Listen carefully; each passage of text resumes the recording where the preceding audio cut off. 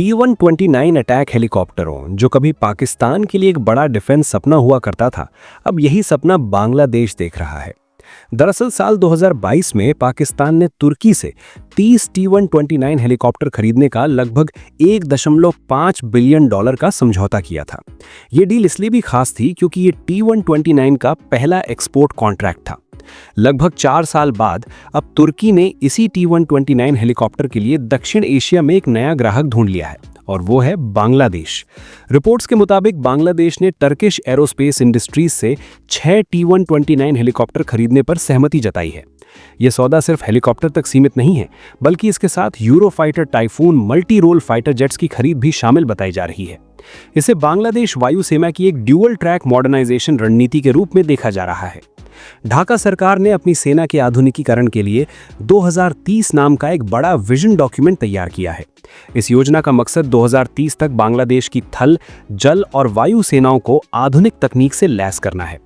T-129 और Eurofighter typhoon की संभावित डील को इसी योजना की दिशा में एक बड़ा कदम माना जा रहा है, खासकर बांग्लादेश वायु सेना के लिए। अगर T-129 हेलीकॉप्टर की बात करें तो ये मूल रूप से इटली के A-129 मंगुस्ता हेलीकॉप्टर का अपग्रेडेड वर्जन है। इसे टर्किश एरोस्पेस इंडस्ट्रीज ने अगुस्ता वेस्टलैंड के साथ मिलकर डेवलप किया है। ये एक twin engine tandem seat attack helicopter है जिसे खास तौर पर काउंटर इंसर्जेंसी, बॉर्डर सिक्योरिटी और बैटलफील्ड इंटरडिक्शन जैसे मिशनों के लिए डिजाइन किया गया है। बैटलफील्ड इंटरडिक्शन का मतलब होता है दुश्मन की सप्लाई लाइन, रीइंफोर्समेंट और मूवमेंट को पहले ही रोक देना ताकि वो फ्रंट लाइन पर अपने सैनिकों की मदद न कर सके। T-129 को टर्की के स्वदेशी हथियारों से लैस किया गया है। इसमें उमतास एंटी टैंक गाइडेड मिसाइल लगाई जाती है, जिसकी हेलीकॉप्टर से लॉन्च की गई रेंज करीब 20 किलोमीटर तक बताई जाती है। इसके अलावा इसमें चिरत लेजर गाइडेड रॉकेट्स होते हैं, जिनकी प्रभावी गाइडेड रेंज लगभग 8 किलोमीटर है। नज़दीकी लड़ाई के लिए इसमें नाक के नीचे लगी 20 mm की कैनन भी दी गई है, जो पैदल सैनिकों और हल्के बख्तरबंद वाहनों के खिलाफ काफ़ी प्रभावी मानी जाती है। इस हेलीकॉप्टर की एक और बड़ी ताकत इसका advanced electro optical targeting system और पूरी तरह से इंटीग्रेटेड डिजिटल एवियोनिक्स सूट है। इसकी मदद से पायलट और गनर कम ऊंचाई पर खराब मौसम और पहाड़ी इलाकों में भी दुश्मन के टारगेट को जल्दी डिटेक्ट, ट्रैक और एंगेज कर सकते हैं। यही वजह है कि यह हेलीकॉप्टर असिमेट्रिक वॉरफेयर और लो इंटेंसिटी कॉन्फ्लिक्ट में काफी उपयोगी साबित होता है। फिलहाल T-129 को तुर्की के अलावा सोमालिया, नाइजीरिया और फिलीपींस की सेनाएं ऑपरेट कर रही हैं।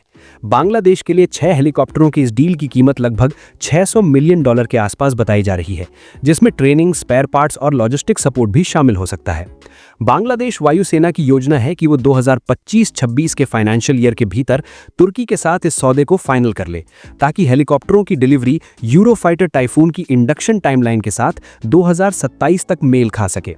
रिपोर्ट्स के अनुसार ढाका ने अमेरिकी AH-1Z वाइपर जैसे विकल्पों की जगह T-129 को चुनने के पीछे कुछ राजनीतिक और कूटनीतिक कारण भी बताए जा रहे हैं। तुर्की न सिर्फ मेंटेनेंस सपोर्ट देने को तैयार है, बल्कि टेक्नोलॉजी ट्रांसफर के मुद्दे पर भी अपेक्षाकृत ज्यादा लचीलापन दिखा रहा है। हालांकि बांग्लादेश वायुसेना के मौजूदा सिस्टम्स के साथ इंटीग्रेशन एक चुनौती जरूर रहेगा। कुल मिलाकर देखा जाए तो जो हेलीकॉप्टर कभी पाकिस्तान की सैन्य ताकत बढ़ाने वाला था, वही अब बांग्लादेश की वायुसेना के आधुनिकीकरण का हिस्सा बनने जा रहा है। दक्षिण एशिया की डिफेंस पॉलिटिक्स में ये बदलाव काफी कुछ कहता है, खासकर इस बात को लेकर कि कैसे ग्लोबल पावर पॉलिटिक्स और इंजन जैसे छोटे दिखने वाले कंपोनेंट्स भी बड़े सैन्य सौदों की दिशा तय कर देते हैं।